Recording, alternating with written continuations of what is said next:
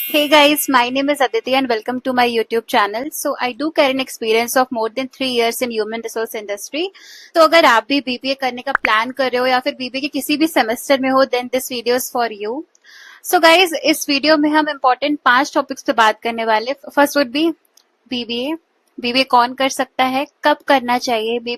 Second would be BBA का scope क्या है. थर्ड, बीबीए के बाद कौन कौन सी जॉब अपॉर्चुनिटीज हमारे लिए अवेलेबल होंगी, सैलरी पैकेज क्या होगा.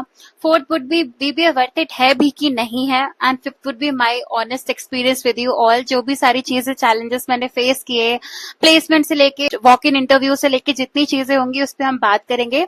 So let's start the video. सारे पॉइंटर्स बहुत इंपॉर्टेंट है, so please don't skip any of the pointer. So first thing is BBA.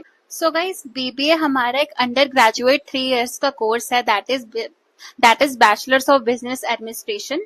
देखिए, 12th के बाद क्या होता है, बहुत कंफ्यूजन होती है. अगर मैं अपना एग्जांपल लूं तो like I was not a tech person, I was not a physics chemistry person. मुझे फिजिक्स केमिस्ट्री बिल्कुल, सो मेरे लिए कोडिंग और टेक में जाना तो was not a relevant option, right?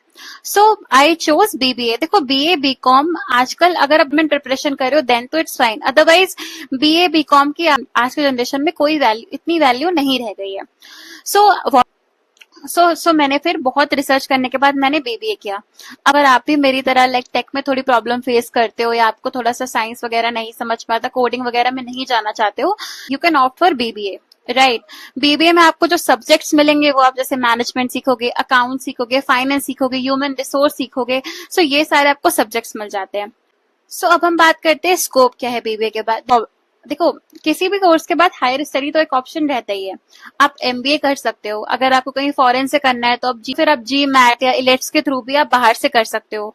लेकिन अगर आपका कोई ऑनगोइंग बिजनेस है, आपको उसमें पार्टिसिपेट करना है या फिर आपको एंटरप्रेन्योरशिप स्टार्ट करनी है, खुद का कोई वेंचर स्टार्ट करना है, so you should opt for BBA. So that, क्योंकि ऐसी बहुत सारी चीजें हैं, अगर आप किसी अच्छे कॉलेज से बीबीए करते हो तो ऐसी बहुत सारी लर्निंग्स, ऐसी बहुत सारी चीजें हैं जो बीबीए आपको हेल्प कर सकती है अपनी बिजनेस की फाउंडेशन क्रिएट करने में. एमबीए तो आप कर सकते हो, लाइक बहुत सारे फेमस स्पेशलाइजेशंस हैं एमबीए, एचआर, फाइनेंस, मार्केटिंग में, बट आप पीजी भी कर सकते हो डिजिटल मार्केटिंग स्पेशलिस्ट में, और वीकेंड डेटा साइंस में, फाइनेंस में, डिजिटल मार्केटिंग में. तो पीजी के अंदर भी आपको बहुत सारे ऑप्शंस मिल जाते हैं.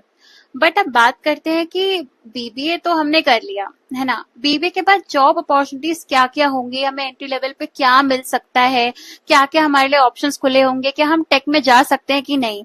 सो हाँ, आप टेक में जा सकते हो. ऑब्वियसली नॉट वो कोडिंग वाला पार्ट, क्योंकि उसके लिए ना एक बेस बहुत इंपॉर्टेंट होता है. जो बेस शुरुआत से चला आ रहा होता है वो उसको आगे कैरी फॉरवर्ड करता है, राइट. आप टेक में भी जा सकते हो, राइट. वो मैं आपको आगे बताती हूँ, बट अभी हम बात करते हैं कि जॉब अपॉर्चुनिटीज रेडिली अवेलेबल कौन से होते हैं. सो अगर एक एंट्री लेवल की बात करें तो आप बीबीए के बाद BDE, HR, human resource intern, digital marketing specialist, इन सारी प्रोफाइल्स में जा सकते हो, राइट. अगर आप टेक प्रोफाइल्स भी इसमें कंबाइन करना चाहते हो then you should opt for business analyst, you should opt for project management. इन सब में टेक भी आता है, नॉट दैट कोडिंग वाला पार्ट, बट कुछ ऐसे ऐसे पैरामीटर्स इसमें भी कवर होते हैं जिसको आप बीबीए करके भी कर सकते हो. ऐसा नहीं है कि बीटेक वाला ये नहीं बन सकता या बीसीए वाला ये नहीं बन सकता, ऑब्वियसली बन सकते हो. बट अगर हम स्पेसिफिक यहाँ बीबीए की बात कर रहे हैं तो उनके पास हाँ थोड़ा सा एक लेवरेज होता है, since they are very good in business terminologies, they are very good in communication skills, so that might be a super power. तो यार, जॉब ऑप्शंस तो बहुत सारे होते हैं, बट सेम टाइम पे हमारी स्किल्स भी कॉम्पिटिटिव स्किल से मैच करनी चाहिए, सो दैट हम उस लेवल पे एम्बार्क कर सके, राइट. अब नेक्स्ट बात करते हैं कि एमबीए की बीबीए करना वर्थ इट है भी कि नहीं.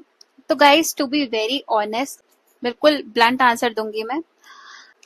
सो बेसिकली अगर आपको अपनी एंटरप्रेन्योरशिप स्टार्ट करनी है या फिर आपका कोई ऑनगोइंग बिजनेस चल रहा है, उसमें आपको पार्टिसिपेट करना है, देन तो इट्स गुड. आप टर्मिनोलॉजी सीखोगे, आप बहुत सारे ऐसे इन पैरामीटर्स है जो आपको समझ में आएंगे, जो आप आगे जाके अप्लाई कर सकते हो.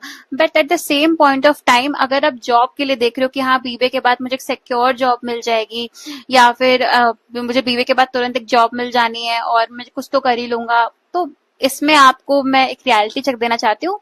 उस जॉब मिल जाएगी ऑब्वियसली, बट यहाँ पे बहुत सारे पैरामीटर्स है. पहला, college.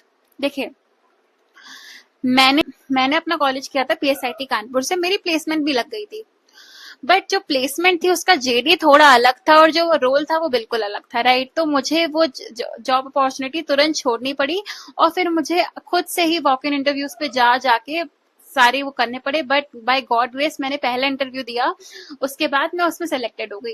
As an elder, as a guider, as an HR मैं आपको देना चाहूंगी कि गाइस सबसे पहले अपनी कॉम स्किल्स बेस्ट रखो, मतलब कम्युनिकेशन पे बहुत काम करो अपने, क्योंकि ना communication is very important, right? क्योंकि देखो टेक भी नहीं आता हमें, राइट? हम कोडिंग आती नहीं है, तो कम्युनिकेशन में बहुत स्ट्रांग रखनी है। साथ ही साथ सिर्फ कॉलेज की पढ़ाई के भरोसे मत बैठो, please learn some Excel, some Tableau. आप यूट्यूब में देखो, यूट्यूब में मिल जाएगा आपको, ये सारी चीजें आप जरूर सीखो, मतलब Excel, communication plus Excel is the key. So guys, अब रियलिटी चेक की बात कर लेते हैं। अगर आप सोचते हो कि बीबीए के बाद लाइक मेरी 50,000 तक की एक सैलरी हो जाएगी, या मेरे को उससे 35-40,000 तक का एक सैलरी हो जाएगा, तो दिस इज थोड़ा सा मुश्किल, क्योंकि ऐसा नहीं होता। अगर आप बीबीए के बाद एचआर में स्टार्ट कर रहे हो, तो like 15,000 to 18,000 in Delhi NCR और नोएडा आपको मिल जाएगा आराम से। देन उसके 3 मंथ 6 मंथ बाद इट शुड बी लाइक थोड़ा सा ये पैरामीटर बढ़ जाएगा, ऑब्वियसली 25-28 तक आप आराम से आ जाओगे। और ऐसा नहीं है कि कॉलेज के प्लेसमेंट लगते हैं तब ऑब्वियसली पैकेज अच्छा होता है, बट 3-4 लाख से ज्यादा नहीं होता है। 3-4 लाख से ज्यादा नहीं होता है, एंटिल सब बहुत ही बड़े मैनेजमेंट बिजनेस स्कूल से कर रहे हो, बट उसके लिए भी आप अदर स्किल्स भी होनी चाहिए, राइट? सो ये है। अब last but not the least, मेरा ऑनेस्ट एक्सपीरियंस क्या रहा एज एन एचआर, मैं क्या एक्सपीरियंस दूंगी अपना। सो जहाँ से मैंने अपनी ग्रेजुएशन करी, like no doubt the college was good, but at the same time मुझे कभी कभी लगता है कि अगर मैंने उतना पैसा वहां इन्वेस्ट ना करके कहीं और भी किया होता ना, तो शायद मैं सेम जगह पे ही होती। क्योंकि चीज क्या थी ना, क्योंकि मैंने जो कंपनी आई उसकी पहले प्लेसमेंट ली और मैं फिर आ गई बाहर, तो ये वाला पैरामीटर था। मैंने बहुत टाइम तक वेट नहीं किया। I am very grateful to my college, since उनके उससे मैं बाहर तो एटलीस्ट आ सकी। कानपुर से मैं एनसीआर है, क्योंकि गर्ल्स कैन रिलेट, क्योंकि आप बिना ऐसे जॉब सर्च बोल के घर से बाहर नहीं जा सकते हो, है ना? और कानपुर में लाइक ऐसा इतना नहीं, आपको लखनऊ, कानपुर में इतनी सच हमारी आईटी कंपनीज नहीं है, या तो लखनऊ या तो एनसीआर दिल्ली जो हब है वहां पे आओ। तो फिर इन शॉर्ट बीबीए आप कर सकते हो, बट ऑब्वियसली हर एक स्किल में, आप हर एक कोर्स के साथ आपको एक्स्ट्रा स्किल्स पुट ऑन करनी होती हैं, उन चीजों पे काम करो, and I am damn sure job तो लगी जानी है। नौकरियां बहुत हैं, बस एक सही तरीका चाहिए। So if you wanted to know कि मैंने अपना एचआर में करियर कैसे बनाया, मैं तो सेल्स वाली जॉब पे गई थी, फिर कैसे वो चीजें बड़े बड़े, क्या 3 साल का एक्सपीरियंस है मुझे, वो भी आईटी कंपनी का। तो please let me know in the comment section, I will make a separate video of that.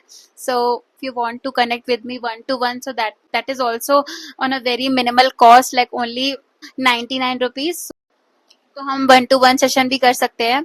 So thank you so much for watching. अगर आपको थोड़ी सी भी वीडियो पसंद आएगी तो please subscribe and like comment to my channel, so that मैं भी अपना सो दैट मैं और भी लोगों की हेल्प कर पाऊँ। Thank you so much for watching.